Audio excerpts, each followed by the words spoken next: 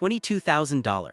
That is the exact price premium one automaker is charging you right now for a luxury badge on a car that is identical bolt for bolt to its budget-friendly sibling. You aren't just buying a car, you're being sold a psychological trick called badge engineering. Today we are stripping away the marketing fluff and exposing 17 cars that are secretly the same. If you want to stop overpaying for a logo, do not look away.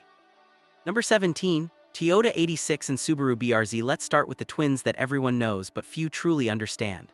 Since 2012, Toyota and Subaru have been playing a game of spot the difference.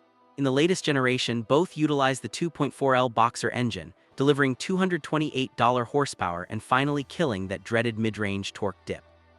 Whether you choose the GR86 or the BRZ, you are getting the exact same chassis, the same glass, and the same interior plastics. The Toyota version typically costs about $1,000 less than the Subaru. Why? Because of a bumper cover and a different damper tune in the rear suspension. Ask yourself, is a slightly stiffer spring rate worth an extra grand, or are you just paying for the stars on the badge? Number 16. Nissan Navara and Mercedes-Benz X-Class. This is the ultimate cautionary tale of luxury gone wrong. Mercedes wanted a piece of the mid-size truck market, but instead of engineering a Benz, they just dressed up a Nissan Navara in a tuxedo. They shared the same frame, the same $2-3 diesel engine, and even the same hardpoints in the cabin. Mercedes tried to justify a $20,000 markup by adding some sound deadening and a three-pointed star.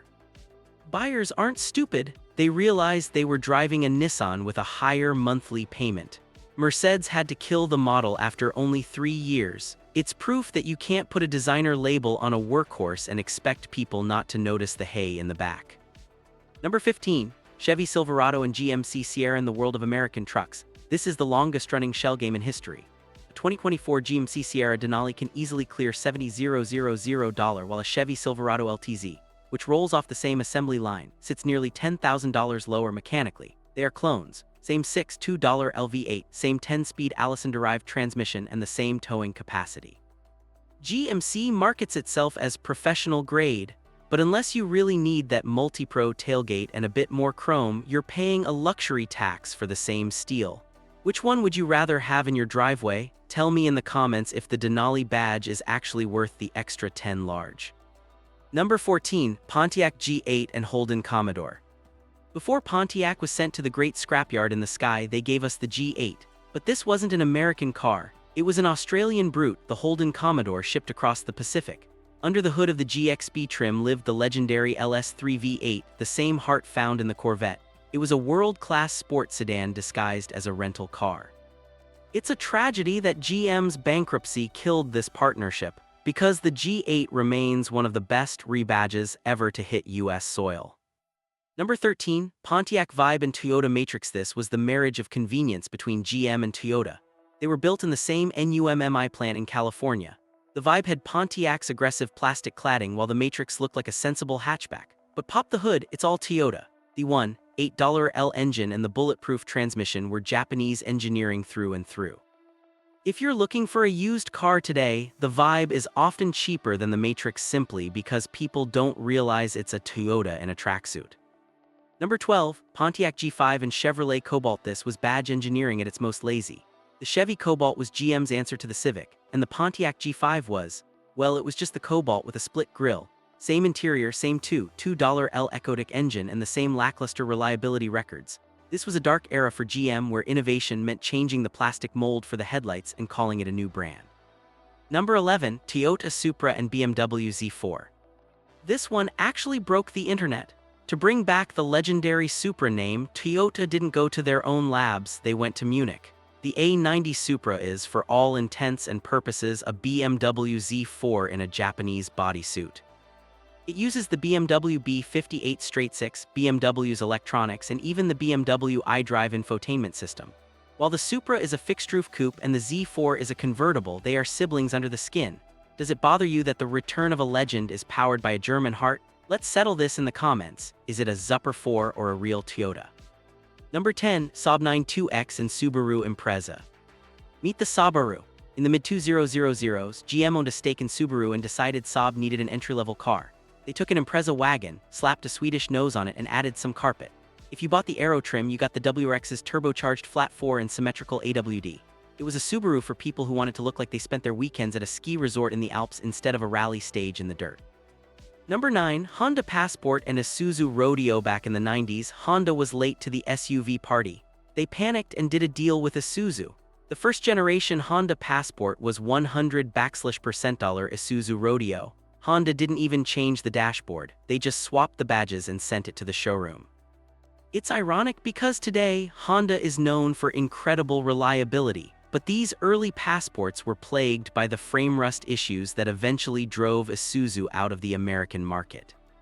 Number 8. Mazda MX-6 and Ford Probe. This was the front-wheel drive Mustang that almost happened. Ford and Mazda co-developed this platform, but while Mazda kept the MX-6 sophisticated and sleek, Ford went futuristic with the Probe. They shared the same $2.L engines and were even built in the same Michigan factory. It's a classic example of how two companies can use the same bones to target completely different types of drivers. Number 7. Chrysler 300 and Dodge Charger. These two are the heavyweights of the LX platform. While the 300 tries to look like a baby Bentley and the Charger wants to be a four-door muscle car, they are fundamentally identical. In fact, both of them use suspension components derived from old Mercedes-Benz E-Class designs from back when Daimler and Chrysler were married. They share the Hemi V8s, the ZF8 speed transmissions, and the same thirsty fuel habit. Number 6. Dodge Caravan and Chrysler Town and Country. If you grew up in the 90s, you likely spent time in one of these. The Caravan was for the budget-conscious family, the Town and Country was for the family that wanted leather and prestige. Underneath the sliding doors, the same V6, the same frame, and the same stow-and-go seating. It's the same living room, just with different upholstery. Number 5. Landwind X7 and Range Rover Evoque. Now for some international drama. This isn't a partnership, it was a heist. The Landwind X7 was a blatant Chinese clone of the Range Rover Evoque. It looks so similar that you could actually buy Range Rover badge kits on the internet and slap them on the Landwind for a perfect match.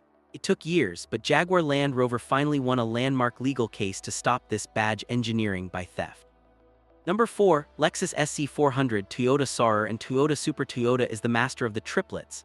In the 90s, if you wanted luxury, you bought the Lexus SC400. In Japan, that same car was the high-tech Toyota Saurer.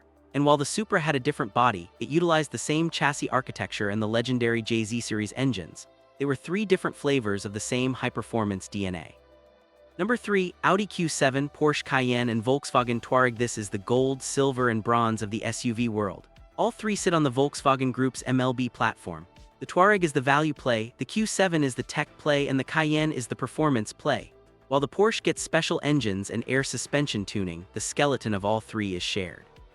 You can pay $60,000 for the VW or $160,000 for a top-spec Porsche.